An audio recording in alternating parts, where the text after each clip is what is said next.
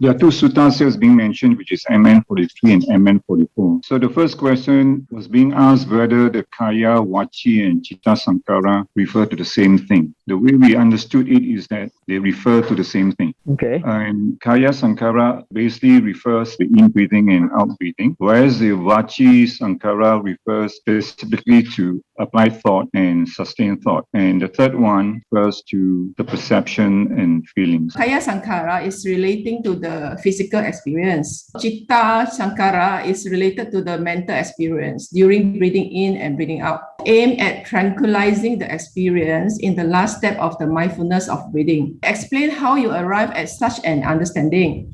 Kāyasaṅkhāra, in the context of mindfulness of breathing, is related to physical experience in mindfulness breathing, such as length of breathing in, breathing out, the experience of the whole body during breathing in, breathing out. The last step is tranquilizing the bodily formation during breathing in and breathing out. While the cittasaṅkhāra, in the context of mindfulness of breathing, cittasaṅkhāra is related to sense experience during breathing in and breathing out, such as rapture experience, pleasure experience during breathing in, breathing out. The last step is tranquilizing the mental formation during breathing in and breathing out. I thought in that discussion topic number 4, your group already came to the conclusion that cittasaṅkhāra refers to feeling and perception. But here you are saying more than just feeling and perception? Here is sense experience. So what is sense experience? That's contact. It contains Vedana and Sanya. Oh, plus other things lah. Sense experience, Vedana, Sanya. You got Cetana, and then you have Phassa and attention. So sense experience is more than just feeling and perception. The consciousness lah, the attention, the Phassa. What you're saying now does not tally with what your earlier member has presented. He said that it means Sanya and Vedana only. But here you are saying that it refers to all the mental experiences. The Sutta say one ma? Which Sutta says? Oh, actually I say it. Putting words in the Buddha's mouth. Yeah, sorry. Citta. So the citta word is, I thought is the sense. Okay, never mind. Wrong interpretation. So should not use the word sense, Bante. Yeah, cannot be. How can it be? It's different. So should be relating to the citta experience. What is the citta experience? That's the thing. Cittasaṅkhāra. Actually, everything. You say it's everything, but the sutta earlier on, it says it's just Sanya and Vedana. Feeling and perception. It doesn't include everything. Is there any connection between the kāyasaṅkhāra and cittasaṅkhāra in MN118 and those in the 43 and 44? My understanding is, yes, the aim of kāyasaṅkhāra and cittasaṅkhāra is to tranquilize the mind physically and mentally through mindfulness breathing experience. In order to get the mind ready for the third stage of mindfulness experience, which is gladdening the mind, concentrating the mind, and liberating the mind to achieve cessation of feeling and perception. Our understanding is it's not the same. If one who is dead upon cessation of perception and feeling, in M43, kāyasaṅkhāra, vacī-saṅkhāra, cittasaṅkhāra will cease and subside. Similarly, M44, it will also cease and subside. However, in M43, vitality will be exhausted, heat will be dissipated. Vitality will not be exhausted, heat will not be dissipated, and the faculty will become exceptionally clear. And M43 physically, bodily no longer in existence, and M44 physical body still functioning, mental state reach jhana. How do you know it reached jhana? This is our finding in the discussion. Is there any evidence to say that this person reached jhana? No. So you again putting words in the Buddha's mouth. Okay, sorry. These are two different scenarios, correct? But then, how about the kāyasaṅkhāra, vacī-saṅkhāra, and cittasaṅkhāra? Are they not the same? Maybe Monday can enlighten us. Oh, that's okay. You gotta wait for my summary. Okay. Thank you. For our group discussion for this D5, for part A, our understanding is when nostril breathe in or breathing out, this is kāyasaṅkhāra, because this is to calming down our body. When the body have pain sensation or pressure sensation, this is kāyasaṅkhāra. And for cittasaṅkhāra is when there is a breathing in long or short and breathing out long or short.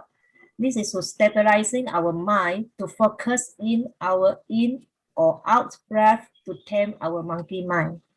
For example, is cittasaṅkhāra will feel pleasant if pressure sensation, unpleasant feeling, in pain sensation, or neutral feeling. And for part B, this is through my own practice during my sitting, watching my mind while concentrating on the breath and bodily sensation. What is cittasaṅkhāra actually? Cittasaṅkhāra is my volitions formation, Bhante. Mental volitional formation. Yes. How do you come to that understanding? That's what I want to know. That means when do the practice of anapanasati, then when I breathe in long, the cittasaṅkhāra will know when I breathe in long. Part C, there is connectivity between MN118 and MN44 in terms that both referring to breathing flow that calms the body. And in MN43, there is no mentioning of breathing activities. According to our sites here, MN43 and 44, the terms referring to the same thing. For kāyasaṅkhāra in MN43, when the dead body, when the person has died, the vitality exhausted, the heat dissipated, and faculties fully broken up. And for a bhikkhu who has entered upon cessation, perception, and feeling, the bodily formation here have ceased and subsided. For MN44, states bound up by the body on the in-breathing and out-breathing of the body are bodily formation. For vacī in NN43, when dead or for a bhikkhu who has entered upon the cessation of perception and feeling, the verbal formation have ceased and subsided. MN44 applied thoughts and sustained thought break out into speech are verbal formations. For cittasaṅkhāra in MN43, when dead or for a bhikkhu has entered upon the cessation of perception and feeling, the mental formation has ceased and subsided. In MN44 are states bound up with the mind, perception, and feeling. So the difference in MN44 specify that vacī cease first. The kāyasaṅkhāra here is in and out breath, Right. and the vacī is the thought, and the cittasaṅkhāra is perceptions and feelings. All right. So we think both are the same. Okay. For D5, kāyasaṅkhāra is through the deep breathing in and breathing out, we able to tranquilizing bodily formation. The kāyasaṅkhāra here, the bodily formations, and then further to that, by breathing in and breathing out again, we able to tranquilizing our cittasaṅkhāra. That lead to the arising of concentration of the mind and finally liberation of the mind. How do you arrive at that conclusion? From the footnotes. Oh, from the footnote, not from the sutta itself. Oh, okay. Yep. Explain how we arrive in this understanding. Monday, we arrive in this understanding through step by step. Exactly from the sutta, we copy it out. But what actually is mental formation?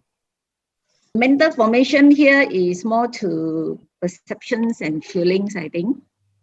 Okay. How do you arrive at that conclusion? From the sutta, the MN118, cittasaṅkhāra. No, there's nothing to define what cittasaṅkhāra is. The perceptions and feelings are in MN43 and 44. Okay. So Yes. you get it from there. Then kāyasaṅkhāra also from there. Yes, that's right. In MN118, mainly talk about practical things of anapanasati. Again, in this, the linkage are again the breath. Both kāyasaṅkhāra, cittasaṅkhāra, is there any connections? We think yes, the connection both are talking about breathing, the breath. Okay. So the only difference is in MN118 is more to talking about bodily formations from rupa part of it, then go to mental formations, and then finally lead to liberation of the mind. That's practical aspect of it. Whereas MN43 and 44 is not a teaching sessions, is a question and answer. It's more to attaining to a higher state. Like example in MN43, through the bodily formation, verbal formation, and mental formations, how to differentiate that from a dead people compared to a person with very high attainment. And whereas in MN44 tell us in sequence that a cessations of verbal first followed by perceptions, followed by the thought, the verbal followed by bodily and mental formations, which lead to attainments of nirvana. In MN43, there is a dead person, bodily formations, verbal formations, and mental formations have ceased and subsided. Then vitality is exhausted, heat is dissipated, faculties are fully broken up. While a person who has entered cessation of perception and feeling, the bodily formations, verbal formations, and mental formations have ceased and subsided. This line in blue are the same. The only difference is the red line, where vitality is not exhausted, heat is not dissipated, and faculties have become exceptionally clear. While in MN44, kāyasaṅkhāra is described as in and out breathing, vacī is initial and sustained thought that breaks into speech, while cittasaṅkhāra is perception and feeling. So the conclusion here is that kāyasaṅkhāra, vacī, and cittasaṅkhāra refer to the same thing in 43 and 44. This is also supported because in the last paragraph of Majjhima Nikaya 44, it ties in with 43 when they say, when a bhikkhu is attaining the cessation of perception and feeling, the first verbal formation ceases, bodily formation ceases, then the mental formation. So both of these are talking about the same thing. Okay, good. For D5, how do I understand kāyasaṅkhāra and cittasaṅkhāra? So I understand kāyasaṅkhāra as the in and out breathing, and cittasaṅkhāra as perception and feeling, which is the same as the previous discussion in D4. So you got this definition from the previous two suttas? No, below is how we come to the understanding. Okay. First two paragraphs are basically copying what was from the sutta. Breathing in and out long or short, then you understand that you breathe in, out, long or short. Then I shall breathe in, experiencing the whole body. In and out, experiencing the whole body. Thus, I shall breathe in and out, tranquilizing the kāyasaṅkhāra. So based on over here, kāyasaṅkhāra will refer to the breath instead of the body, because if it was the body, the Buddha would have specified the body, the whole body already. Because over here, he already said, I breathe in and out, experiencing the whole body. If he meant kāyasaṅkhāra to mean the body, he would have said, I shall breathe in and out, tranquilizing the whole body. So that's why kāyasaṅkhāra should refer to the top one, which is the breathing itself and not the body. Why breathing is kāyasaṅkhāra is because kāyasaṅkhāra should be defined as, I feel, as the body conditioner. For the second one, he trains thus, I shall breathe in and out, experiencing rapture, experiencing pleasure. Then I shall breathe in and out, experiencing the cittasaṅkhāra, tranquilizing the cittasaṅkhāra. Over here, cittasaṅkhāra will refer to rapture and pleasure, both which are feelings that are being perceived. In a practical sense, our breath influences the body in the same way, like, for example, if when we are exercising, our breath becomes shorter. But if we make an effort to lengthen the breath, or then the body becomes more relaxed. And also the feelings influence the mind, because the feeling is the mind conditioner. So say, for example, we perceive something that is pleasurable, then our mind also becomes happy. Oh, there's one point there in your second last point when you said cittasaṅkhāra would refer to rapture and pleasure, correct? Yes. Yeah, but there in the previous two lines, it's already stated, I shall breathe in and out, experiencing rapture. I shall breathe in and out, experiencing pleasure. I shall breathe in and out, experiencing cittasaṅkhāra. So if cittasaṅkhāra refers to rapture and pleasure, then there is a redundancy there. Cittasaṅkhāra, I feel it would refer to any feeling that would condition the mind, which in this case, the Buddha is just talking about rapture and pleasure, but any other feeling also can condition the mind. So like, let's say if I look at rubbish, then I'll feel sad. If I look at a rose, then you'll feel happy. So that comes under pleasure, right? When you come to this part, I don't think there will be any more unpleasant feelings, would there? why I feel that the Buddha used the word cittasaṅkhāra is because feeling, whether positive or negative, impacts the citta in a positive or negative way. That's why he mentioned cittasaṅkhāra, not experiencing rapture and pleasure specifically in the last two lines. C is there any connection between kāyasaṅkhāra in 118 and that in 43 and 44? In 44, kāyasaṅkhāra is in and out breathing, cittasaṅkhāra is perception and feeling. So I feel that in Anapanasati Sutta is the same thing. Yeah, but you mentioned only feeling but not perception in your earlier slide. Yeah, because you perceive the feeling, ma. No, man. You can't feel, if it's feeling on its own, then it's plain if you don't perceive it as positive or negative. If not, it's just stimuli, right? We agree that it's referring to the same thing. What it is talking about is talking about nirodha of the kaya, body formation, verbal formation, and feelings and mental formation. In MN43, is talking about cessation of being a person died, and then bhikkhu cessation in their feelings and perception. MN43, it further illustrates that when a bhikkhu sees in the feelings and perceptions, its vitality is still alive. The vitality is not exhausted, the heat is not dissipated, and the faculty becomes exceptionally clear. Whereas in the MN44, this sutta it further explains what is kāyasaṅkhāra, which is the in and out breath, and then vacī-saṅkhāra, which is in the thinking, vitakka and vichara, and then cittasaṅkhāra is perception and feelings. At the end, it actually sort of gives the sequence of a bhikkhu. When the cittasaṅkhāra cease, feelings and perception cease, actually the thinking stops first. There is the verbal formation will cease, and then the bodily kāyasaṅkhāra, and then the cittasaṅkhāra. That's all for our discussion for question 4. Okay, 5. Because this is talking about mindfulness of breathing, kāyasaṅkhāra is actually about in and out breathing. So they say breathing in, you're aware of breathing in, breathing out. So kāyasaṅkhāra should be about in and out breathing. And the other one, tranquilizing the breath for the mindfulness practice. So kāyasaṅkhāra is about tranquilizing the breath. And the cittasaṅkhāra is actually in the second tetrad, which is about the feelings. So the cittasaṅkhāra is actually about mindfulness of your feelings, which is the rapture and pleasant, the piti sukha. In that, you're aware of piti, aware of sukha. Then later on, you're tranquilizing piti and sukha.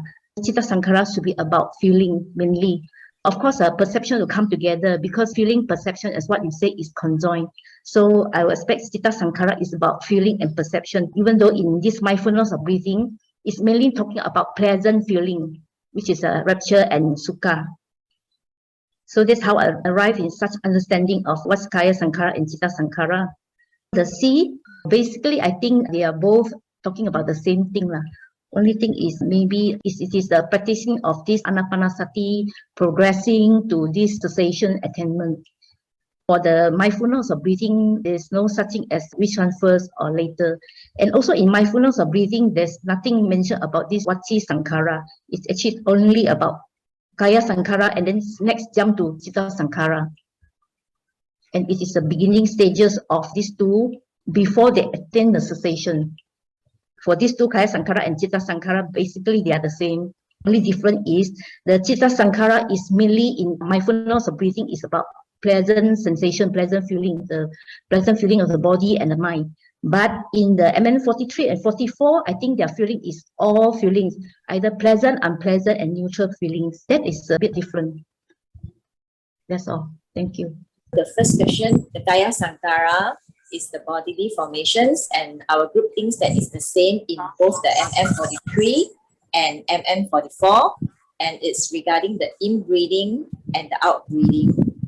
For the vacī-saṅkhāra, it's the verbal formations, and they are also the same in both MN43 and MN44, and it's regarding the applied thoughts and sustained thoughts.